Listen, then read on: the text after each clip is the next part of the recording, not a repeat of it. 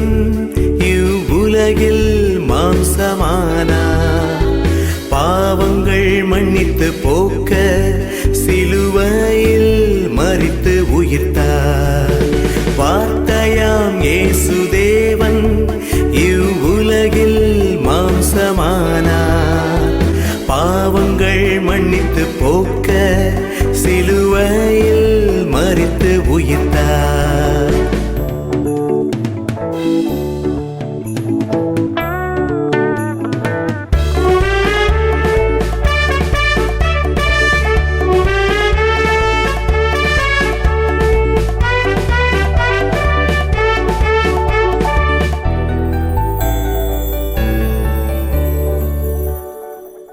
யாரும் சேராத ஒளியில் இயேசு என்றும் வாசம் செய்கின்றார். சாத்தானை ஜெயிக்க பிறந்தார் இயேசு, இப்பூவில் ஜெயிக்க பிறந்தார்.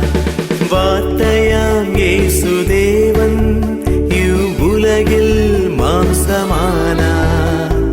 பாவங்கள் மன்னித்து போக்க சிலுவையில் மரித்து உயிர்த்தார்.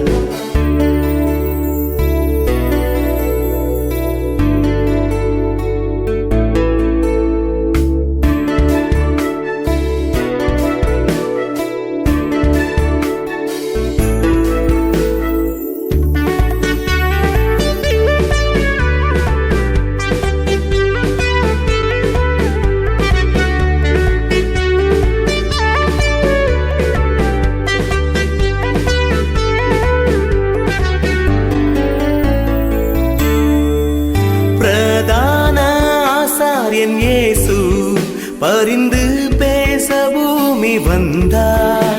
ஆனந்தம் சந்தோஷம் உண்டாகவே மனிதனாய் இயேசு பிறந்தார். வார்த்தையாம் இயேசு தேவன் இவ்வுலகில் மாம்சமானார்.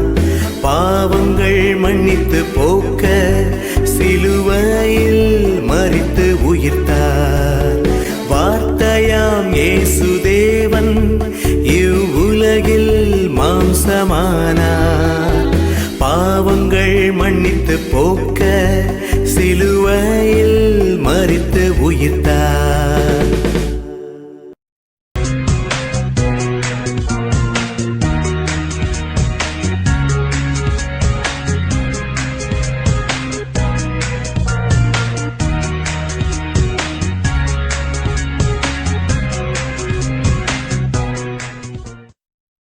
கிறிஸ்துவுக்குள் பிரியமானவர்களே, மறுபடியுமாக இந்த சத்திய நேரம் நிகழ்ச்சிக்கு உங்களை பிஎம் மிஷன் சார்பாகவும் பிஎம் சபையின் சார்பாகவும் நாங்கள் வரவேற்கிறோம். இந்நாளிலுமாக நம்முடைய எல்லாருடைய வாழ்க்கையில் வருகின்ற ஒன்று, அதாவது சொப்பனம். அந்த சொப்பனத்தை குறித்து நாம் பாஸ்டருடன் பேச போகிறோம். அதன் மூலமாக நம்முடைய வாழ்க்கையில் அதை குறித்தான கேள்விகளுக்கு நாம் பதிலை பெற்றுக்கொள்ள போகிறோம். ஆகவே நீங்கள் முடிவு வரைக்கும் இந்த நிகழ்ச்சியை கண்டு அதன் மூலம் நீங்கள் பயன்படும்படியாக நாங்கள் உங்களை கேட்டுக்கொள்கிறோம். பாஸ்டர், பார்க்குறோம் சொப்பனத்தை குறித்து நம்ம வேதாகமத்தில் அநேக இடத்தில் நாம் வாசிக்கிறோம். அதாவது ராஜாக்கள் சொப்பனங்கள் கண்டிருக்கிறார்கள், யாக்கோபு கூட சொப்பனம் கண்டிருக்கிறார். ஆனால் நம்ம அனைவருடைய வாழ்க்கையிலே சொப்பனத்திற்கும் தரிசனத்திற்கும் உள்ள வித்தியாசம் என்னவென்று தெரியவில்லை. அநேகர் குழப்பத்தின் மத்தியில் வாழ்ந்து கொண்டிருக்கிறார்கள். இந்த சொப்பனத்திற்கும் தரிசனத்திற்கும் உள்ள வித்தியாசம் என்ன? சொப்பனம் என்றால் என்ன? இதை குறித்து சற்று சொல்லுங்க. கர்த்தருடைய நாமம் மகிமைப்படுவதாக. சொப்பனங்கள் தரிசனங்கள் என்று சொல்லும்போது தேவன் தன் ஜனங்களோடு தொடர்பு கொள்கிற வழிமுறைகள். நாம் நித்திரை செய்யும் போது, தூங்கும் போது நமக்கு கிடைக்கிறவைகளையே நாம் சொப்பனங்கள் என்று சொல்கிறோம். நாம் விழித்திருக்கும் போது, கண்களை மூடி ஜெபித்து கொண்டிருக்கும் போது, அல்லது நாம் விழித்திருக்கும் போது நமக்கு கிடைக்கிறவைகளை தரிசனங்கள் என்று நாம் சொல்லுகிறோம். கண்களுக்கு முன்பாக தோன்றுகிறவைகள். ஒருவேளை அது கண்ணை மூடிட்டு பார்க்கிற தரிசனமா இருக்கலாம், அல்லது ஒரு பிரத்யட்சமான ஒரு தரிசனமா இருக்கலாம். தூங்காமல் இருக்கும் பொழுது ஒருவேளை ஜெபித்து கொண்டிருக்கலாம், ஜெபிக்காமல் இருக்கலாம். எந்த சூழ்நிலையாவது கண்ணை திறந்து பார்க்கிற பிரத்யட்சமான ஒரு காரியம் தரிசனம் என்று சொல்லப்படுகிறது. அதே போல் கண்களை மூடி இருக்கும் பொழுதும் ஜெப நேரத்தில் கிடைக்கிறவைகளும் தரிசனங்கள் என்று சொல்லப்படுகிறது. சொப்பனம் என்று சொல்லும்போது அது இரவு நேரங்களில் தூங்கும்போது அல்லது பகல் நேரங்களில் தூங்கும்போது கிடைக்கின்ற உண்டா.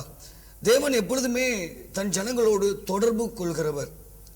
ஒரு விசுவாசி, ஒரு தேவனுடைய பிள்ளை ரட்சிக்கப்பட்டு பரிசுத்த ஆவியானவரை தன் ஆவியில பெற்றுக்கொண்டு வாழும்போது பரிசுத்த ஆவியானவர் தேவனுடைய காரியங்களை சொப்பனங்களின் மூலம் தரிசனங்களின் மூலம் வெளிப்படுத்தி கொண்டே இருக்கிறார். Dream is a sleep language of God.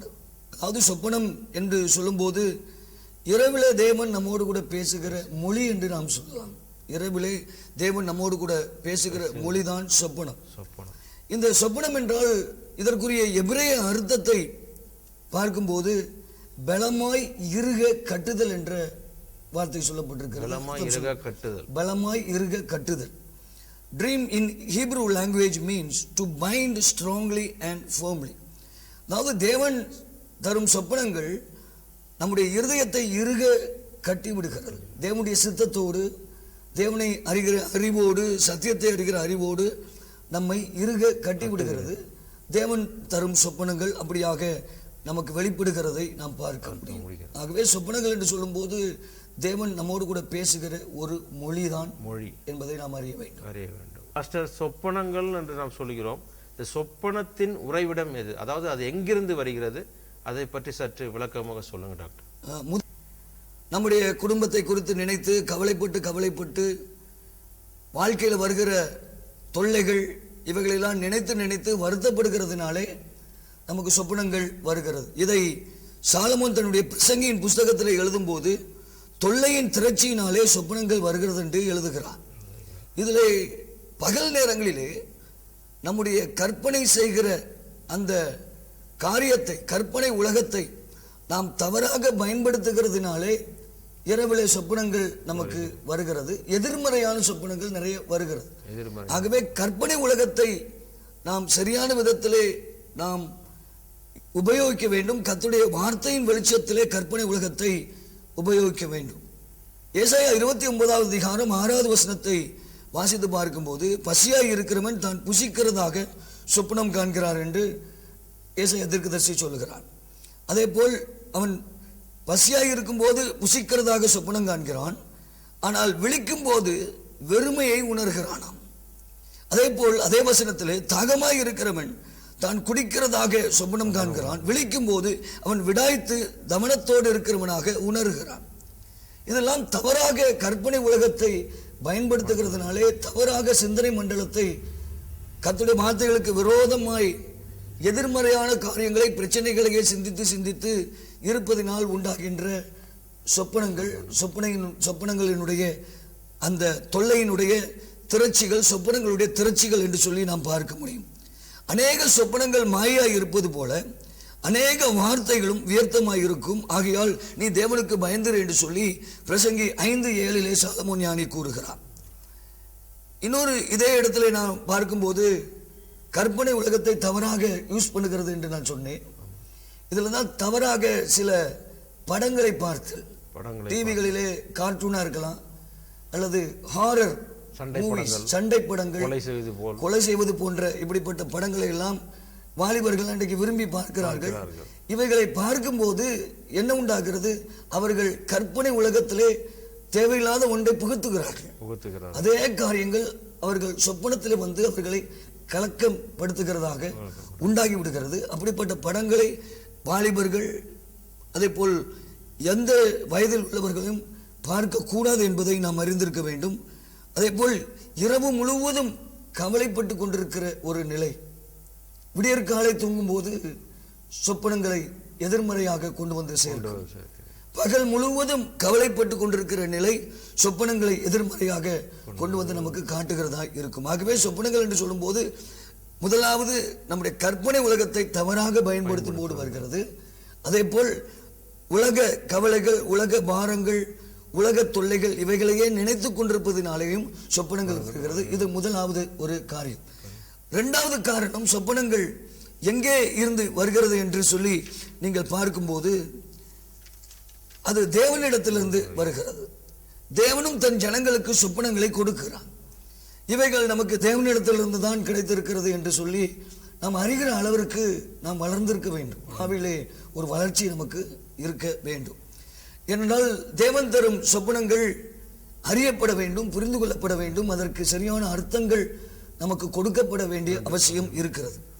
ஏனென்றால் ஆதியாகமம் 20 அதிகாரம் 3 முதல் 7 வசனங்களை பார்க்கும்போது சொப்பனத்தின் மூலம் அபிமெலேக்கை தேவன் எச்சரிக்கிறார். ஆபிரகாம் மனைவி சாராளை எடுத்து வைத்துக் கொண்ட போது அங்கே சொப்பனத்தின் மூலம் அபிமெலேக்கை தேவன் எச்சரிக்கிறார். நீ இன்னொருவனுடைய இந்த சாராயை நீ வைத்திருக்கிறாய், இவள் இன்னொருவனுடைய மனைவி, ஆபிரகாமுடைய மனைவி, இவள் நிமித்தம் நீ செத்தாய் என்று சொப்பனத்தில் எச்சரிப்பு கொடுக்கிறார். ஆகவே தேவன் சொப்பனங்களின் மூலமாக ஜனங்களுக்கு எச்சரிப்புகளை கொடுக்கிறார்.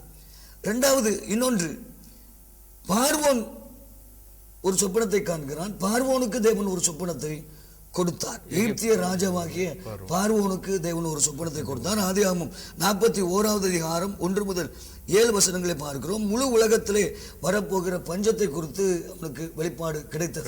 அது தேவன் கொடுத்த ஒரு சொப்பனம். அதற்கு ஏற்ற நேரத்தில் அதற்கு அர்த்தம் சொல்ல யோசேப்பையும் கொண்டு வந்து அவனை அந்த இடத்திலே அர்த்தம் சொல்ல வைத்து அவனை எகிப்திலே அதிபதியாக மாற்றி கர்த்தர் உயர்த்தி வைக்கிறார். அதே போல் சொப்பனங்கள் என்று சொல்லும்போது மூன்றாவதாக பாபிலோன் ராஜாவாகிய நெபுகாத்நேச்சார் கண்ட சொப்பனத்தை குறித்து வேதத்திலே நாம் பார்க்கிறோம். அதை தானியேல் 2ஆம் அதிகாரத்திலே பார்க்கிறோம். ஆகவே ராஜாக்களுக்கு தேவன் சொப்பனங்களின் மூலம் பேசினார். எதிர்காலத்தில் காரியங்கள் எப்படி எப்படி நான் செய்ய போகிறேன், காலங்களின் மாற்றங்கள் எப்படி எப்படி இருக்கும் என்று தேவன் சொப்பனங்களின் மூலம் பேசினார். இன்னொன்று கிதியோன் மீதியானிகளோடு யுத்தத்திற்கு ஆயத்தப்பட்டு கொண்டிருக்கிறான். அந்த 300 பேரை வைத்துக்கொண்டு கடற்கரை மணலத்திலேயான மீதியானியர்களோடு யுத்தம் பண்ணுவதற்கு அவன் ஆயத்தப்பட்டு கொண்டிருந்த போது அந்த மீதியானியர்களினுடைய இராணுவத்தில் உள்ள ஒரு வீரன் கண்ட சொப்பனத்தை கிதியோன் கேட்கிறான். அந்த வெற்றியை குறித்து கேட்கிறான். அதாவது கிதியோனுக்கு அந்த வெற்றி வெளிப்படுத்தப்படவில்லை. ஆனால் மீதியானியரில் உள்ள ஒரு இராணுவ வீரனுக்கு கிதியோனுக்கு கிடைக்கிற வெற்றி வெளிப்படுத்தப்பட்டது. இதை வைத்து இதை கேட்டு கிதியோன் உறுதி செய்து கொண்டான். சொப்பனங்களின் மூலம் தேவன் நமக்கு தரும் வெற்றிகளையும் வெளிப்படுத்துகிறார். இதை நாம் முக்கியமாக அறிய வேண்டியது அவசியமாய் இருக்கிறது. இன்னொன்று, சொப்பனங்கள், தேவன் தரும் சொப்பனங்கள் என்று சொல்லும்போது பிலாத்துடைய மனைவி பிலாத்து இயேசு கிறிஸ்துவை அங்கே ஒப்புக் கொடுப்பதற்கு காரியங்களை செய்து கொண்டிருக்கிறான். ஜனங்கள் கையிலே ஒப்புக் கொடுக்கிறான். நீங்களே இவரை பார்த்துக் கொள்ளுங்கள் என்று சொல்லி, என் கையிலே இரத்த பலிகளை நான் எடுத்துக்கொள்ள மாட்டேன் என்று சொல்லி ஒப்புக் கொடுக்கிறான். அன்று இரவு பிலாத்தினுடைய மனைவிக்கு தேவன் எச்சரித்தார். பிலாத்தினுடைய மனைவி வந்து பிலாத்தினிடத்தை சொல்லுகிறார், அந்த நீதிமானை ஒன்றும் செய்ய வேண்டாம், நான் இவர் நிமித்தம் இந்த நீதிமானை நிமித்தம் சொப்பனத்திலே வெகு பாடுபட்டேன் என்று சொல்லுகிறார். இது மத்தேயு 27:19 இருக்கிறது. அதே போல் சொப்பனங்கள் என்று சொல்லும்போது மத்தேயு 2:12 சாஸ்திரிகள் மறுபடியும் அரண்மனைக்கு போக வேண்டாம், அந்த ஏரோது ராஜா வித்தியாசமான காரியங்களை யோசிக்கிறான் என்று சொல்லி அவர்களை வேறு வழியில் போகிறதற்கு சொப்பனங்களின் மூலம் கர்த்தர் பேசினார். ஆகவே சொப்பனங்களின் மூலம் நமக்கு வழி நடத்துதல்கள் கிடைக்கிறது. அதே போல் ஆதியாகமம் 37:5 முதல் 8 வசனங்களை வாசித்து பாருங்கள். யோசேப்பின் எதிர்காலத்தை குறித்து தேவன் சொப்பனத்தின் மூலம் வெளிப்படுத்தினார். ஆகவே நம்முடைய எதிர்காலத்தை குறித்து சொப்பனங்களின் மூலம் கர்த்தர் வெளிப்படுத்துகிறார். அதே போல் ஆதியாகமம் 31வது அதிகாரம் 10 முதல் 13 வசனங்களை வாசித்து பாருங்கள். அதிலே யாக்கோபிடம் தேவன் சொப்பனத்தின் மூலம் பேசுகிறார். உன் வாழ்க்கையை நான் உயர்த்துவேன், நீ என்னுடைய திட்டத்தை விட்டு நீ விலகி ஓடினாலும் உன்னுடைய வாழ்க்கையை நான் பிடித்து உன்னை நான் உருவாக்கி உயர்த்துவேன் சொல்லி சொப்பனத்தை கொடுக்கிறார். அதே போல் தானியேல் 7வது அதிகாரத்தில் வாசித்து பாருங்கள். தானியேலிடம் சொப்பனத்தின் மூலம் பேசுகிறார்.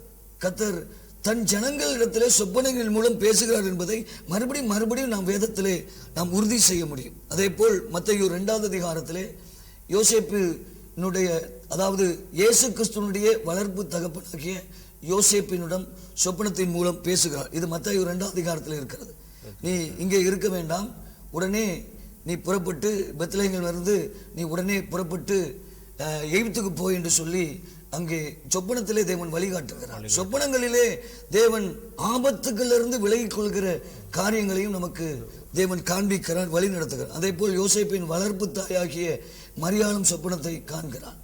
ஆகவே வெவ்வேறான விதங்களிலே சொப்பனங்கள் என்று சொல்லும்போது தேவன் பல விதங்களிலே தன் ஜனங்களுக்கு தன் சித்தத்தை வெளிப்படுத்துகிறார், எதிர்காலத்தை வெளிப்படுத்துகிறார், எச்சரிப்புகளை கொடுக்கிறார். இப்படி பல காரியங்கள் சொப்பனத்தின் மூலம் நடக்கிறது. ஏனென்றால் ஒரு காரியத்தை முக்கியமாய் சொல்ல விரும்புகிறேன். என்னாகமம் 12வது அதிகாரம் 6வது வசனத்திலே, உங்களுக்குள்ளே ஒருவன் தீர்க்கதரிசியாய் இருந்தால் கர்த்தராகிய நான் தரிசனத்தில் என்னை அவனுக்கு வெளிப்படுத்தி சொப்பனத்தில் அவனோடே பேசுவேன் என்று சொல்கிறான். ஆகவே தீர்க்கதரிசன அபிஷேகம் இருக்கும் பொழுது, தீர்க்கதரிசன வரம் இருக்கும் பொழுது நிச்சயமாய் நமக்குள்ளே வெளிப்பாடுகள் வந்து கொண்டே இருக்கும். அதே போல் ஞானத்தை போதிக்கும் வசனமாகிய வரம் இருக்கும் பொழுதும் அடுத்தது என்ன நடக்கப் போகிறது என்ற காரியங்கள் நமக்கு சொப்பனத்தின் மூலம் வெளிப்பட்டு கொண்டே இருக்கும்.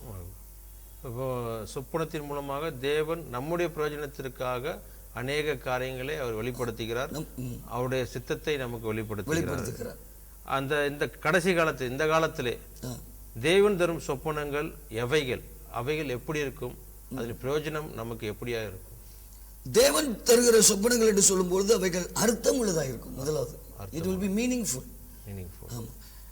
பிசாசு கொடுக்கிற சொப்பனங்கள் அர்த்தம் இல்லாததாக இருக்கும். எந்த ஒரு அர்த்தமும் இல்லாத சொப்பனங்களை பிசாசு கொடுக்கிறான். வினோதமான சொப்பனங்களை பிசாசு கொடுக்கிறான். நாம் கற்றுக்கொள்வதற்கோ நாம் ஒரு காரியத்தை அறிந்து கொள்வதற்கோ எந்த ஒரு காரியமும் பிசாசினால் கொடுக்கப்படுற சொப்பனத்தில் இருக்காது, பிரயோஜனமே இருக்காது. ஆனால் தேவன் தரும் சொப்பனத்திலே நமக்கு நம்முடைய வாழ்க்கை, ஆவிக்குரிய வாழ்க்கைக்குரிய வளர்ச்சியை குறித்து அதில் நம்மோடு கூட தேவன் இடைபடுகிறார். தேவன் தரும் சொப்பனங்கள் அர்த்தமுள்ளவைகளாக இருக்கும். தேவன் தரும் சொப்பனங்கள் வினோதமாய் இராது. அவைகள் நம்முடைய அறிவுக்கு ஏற்றாற்போல், அதாவது நம் வாழ்கிற சூழ்நிலைகளுக்கு ஏற்றாற்போல் தேவன் நம்மோடு கூட பேசுகிற ஒரு காரியமாக இருக்கும். ஆகவே தேவன் தரும் சொப்பனங்களுக்கும் பிசாசுகள் கொடுக்கும் சொப்பனங்களுக்கும் வித்தியாசங்கள் இருக்கு. தேவன் தரும் சொப்பனங்கள் நமக்கு சமாதானத்தை கொடுக்கிறவைகள், ஆனால் பிசாசுகள் கொடுக்கும் சொப்பனங்கள் எப்பொழுதும் கலக்கத்தையும் திகிலையும் கொடுக்கக்கூடிய, உள்ள சமாதானம் போய்விடும். அதில் தான் ஒரு கண்டிஷன் இருக்கிறது, சைக்கிக் ப்ரோ எமோனிஷியன் என்று சொல்வார்கள். சைக்கிக் ப்ரோ எமோனிஷியன் என்று சொல்லும்போது அதிலே பிசாசு ஒரு சொப்பனத்தை அர்த்தமில்லாமல் கொடுக்கிறான். ஒரு விபத்து நடப்பது போல ஒரு சொப்பனத்தை கொடுக்கிறான் என்று வைத்துக் கொள்ளுங்கள். இப்பொழுது நான் ஒரு விபத்திலே சிக்கிக் கொள்வதாகவும் அந்த விபத்தில் காயப்பட்டு மரிப்பது போலவும் அல்லது காயப்படுவது போலவும் ஒரு சொப்பனத்தை கொடுக்கிறான். இது முற்றிலும் பிசாசினால் கொடுக்கப்பட்டது என்று வைத்துக் கொள்ளுங்கள். இது பிசாசு கொடுக்கிறான். பிசாசு கொடுத்து விட்டு நான் காலையில் எழும்பொழுது இந்த சொப்பனத்தை கண்டு பயந்து விழிக்கிறேன். இப்பொழுது எனக்குள்ளே பயம் கலக்கம். இப்பொழுது பிசாசு இதை கொடுத்தான் என்று நான் அறிந்து இயேசு கிறிஸ்துவின் நாமத்தினாலே இந்த சொப்பனத்தை நான் கேன்சல் பண்ண வேண்டும். இயேசு கிறிஸ்துவின் நாமத்தினாலே இந்த சொப்பனத்தை கேன்சல் பண்ணுகிறேன் என்று சொல்லி, இப்படி நடைபெறக்கூடாது, இது பிசாசினால் கொடுக்கப்பட்ட சொப்பனம் என்று சொல்லி நான் பகுத்தறிந்து அதை நான் ஜெயமெடுக்க வேண்டும். அப்படி நான் ஜெயமெடுக்காமல் திகிலுக்கு இடம் கொடுத்து ஒவ்வொரு நாளும் அந்த பிசாசு கொடுத்த சொப்பனத்தை நினைத்து நினைத்து நான் பயந்து வாழும் பொழுது அதே ஒரு ஆக்சிடென்ட்டை என் வாழ்க்கையில பிசாசு கொண்டு வர முடியும், வாய்ப்புகள் உண்டு. இதைத்தான் சைக்கிக் ப்ரோமினிஷன் என்று சொல்கிறார்கள். ஆகவே இதை குறித்து ஒரு அறிவு இருக்க வேண்டும். ஆகவே இன்னொன்று, தேவன் தருகிற ஒரு சொப்பனமாக இருந்தாலும் சில நேரங்களில் முன்பதாகவே காட்டுகிறார். ஒரு பிரயாணத்திலே உனக்கு ஒரு ஆபத்து ஏற்படலாம், இப்படி சத்துரு வஞ்சக திட்டங்களை தீட்டி வைத்திருக்கிறான். ஆகவே ஒரு விபத்து நடப்பது போல ஒரு சூழ்நிலைகளை முன்னதாகவே நமக்கு தேவன் ஒரு எச்சரிக்கையாய் நடக்க, ஒரு நாள் உபவாசம் இருந்து ஜெபிப்பதற்கு, ஒரு நாள் விழித்திருந்து ஜெபித்து அதிகமான ஜெபத்துடன் இந்த பிரயாணத்தை மேற்கொள்வதற்கு முன்னதாக ஒரு சொப்பனத்தை காண்பிக்கலாம். நாம் ஆயத்தப்படுவதற்கும் தேவனும் அப்படிப்பட்ட சொப்பனங்களை நமக்கு காண்பிக்கலாம். தேவன் தரும் சொப்பனங்கள் எது, பிசாசுகள் தரும் சொப்பனங்கள் எது என்று நாம் வகையறுக்க பகுத்தறிய கற்றுக்கொண்டவர்களாய் இருக்க வேண்டும். பிசாசு தரும் சொப்பனங்கள் பிரயோஜனமற்றவைகள். பிசாசு தரும் சொப்பனங்கள் எப்பொழுதுமே பிரயோஜனமற்றவைகள். தேவன் தருகின்ற சொப்பனங்கள் பிரயோஜனம் உள்ளவைகள். தேவன் தரும் சொப்பனங்கள் பிரயோஜனம் உள்ளவைகள். அடுத்ததாக பாஸ்டர், சொப்பனங்கள் மூலமாக தேவன் அதிகமாக எதை குறித்து ஒவ்வொருடைய தனிப்பட்ட வாழ்க்கையில் பேசுகிறார்? சொப்பனங்கள் என்று சொல்லும் பொழுது தேவன் அதிகமாக பேசுகிற காரியங்கள் என்று சொல்லும் போது நம்மை குறித்து தான் இருக்கும். ஒரு நபர் சொப்பனம் காண்கிறார்கள், அந்த நபரை குறித்தே 90% சொப்பனங்கள் இருக்கக்கூடியதாக இருக்கக்கூடியது. ஏனென்றால் பரிசுத்த ஆவியானவர் நம்முடைய ஆவியில இருக்கிறார். ஒரு தேவ பிள்ளையினுடைய ஆவியில இருக்கிறார். ரட்சிக்கப்பட்டிருக்கிறார்கள், பரிசுத்த ஆவியானவரை ஆவியிலே பெற்றிருக்கிறார்கள், அந்நிய பாஷை வரத்தோடு கூட பெற்றிருக்கிறார்கள். இப்பொழுது பரிசுத்த ஆவியானவர் உள்ளே இருக்கிறதுனாலே அவரிடத்துல ஒரு பெரிய பொறுப்பை தேவன் ஒப்பு கொடுத்திருக்கார். என்ன பொறுப்பு? நம்மை கிறிஸ்துவின் சாயலிலே உருமாற்றுவதற்கு, கிறிஸ்துவின் சாயலை நமக்குள்ளே ஆத்மாவிலே கொண்டு வருவதற்கு, ஆத்மாவிலே நாம் கிறிஸ்துவை போல் மறுரூபம் அடைவதற்கு, அதற்குரிய கிரியைகளை பரிசுத்த ஆவியானவர் தினமும் செய்து கொண்டிருக்கிறார். அந்த கிரியைகளை செய்வதற்குரிய ஒரு காரியமாக நம்மை திருத்திக் கொள்வதற்கு, அதாவது நம்மை திருத்திக் கொள்ளும் வண்ணமாக, திருத்திக் கொள்வதற்காக சொப்பனங்களை நமக்கு கொடுக்கிறார். நம்மை குறித்தே நம்மிடத்தில் பேசுகிறான். அநேக நேரங்களிலே நாம் இதை உணர்ந்து கொள்வதில்லை. சொப்பனங்கள் வரும்போது யாருக்கோ கிடைத்த சொப்பனங்கள் என்று நாம் அநேக நேரங்களில் நினைக்கிறோம். அப்படி அல்ல. 90% சொப்பனங்கள் நம்முடைய வாழ்க்கை குறித்து, நாம் நம்முடைய ஆத்மாவை குறித்து, அல்லது நம்முடைய ஆவியை குறித்து, அல்லது நம்முடைய சரீரத்தை குறித்து, நாம் வாழும் வாழ்க்கை குறித்து நமக்கு கிடைக்கிறதாக இருக்கிறது. தேவன் பேசுகிறவர்களாக இருக்கிறது. அல்லது நம்முடைய பரிசுத்த வாழ்க்கை குறித்து, சாட்சி வாழ்க்கை குறித்து, அல்லது நம்முடைய ஊழிய வாழ்க்கை குறித்து, குடும்ப வாழ்க்கை குறித்து, நம்முடைய உறவுகளை குறித்து, குடும்ப உறவுகளை குறித்து, இப்படி பல விதங்களிலே தேவன் நம்மை பற்றியே அதிகமாய் 90% சொப்பனங்களிலே பேசுகிறார். இதை நாம் அறிந்திருக்கிறவர்களாக இருக்க வேண்டும். ஆகவே இந்த சொப்பனங்களை குறித்து நீங்கள் பார்க்கும்போது அதிகமாக நம்மை குறித்தே வெளிப்பாடுகள் நமக்கு சொப்பனங்களின் மூலம் கிடைக்கிறது. அது நமக்கு பிரயோஜனமாக இருக்கு. நம்மை திருத்திக் கொள்கிற வாய்ப்பு உண்டாகுது. திருத்திக் கொள்ளும் வாய்ப்பு. அடுத்தது சில காரியங்களை, இந்த மாதிரி உணர்வுல நீ இருக்கிற, இந்த உணர்வு எனக்கு பிடிக்கல, இந்த மாதிரி ஒரு எமோஷன் எனக்கு பிடிக்கல, இந்த மாதிரி ஃபீலிங்ஸ் நீ வெளிப்படுத்துற எனக்கு பிடிக்கல, இதை வெளிப்படுத்துறதுக்காக பல விதங்களில் கர்த்தர் நம்மோடு கூட பேசுகிறார். ஆகவே சொப்பனங்களின் அர்த்தங்களை நாம் புரிந்து கொள்வது, அறிந்து கொள்வது மிக மிக முக்கியமான ஒரு காரியமாய் ஆவிக்குரிய வாழ்க்கையில் வந்து விடுகிறது.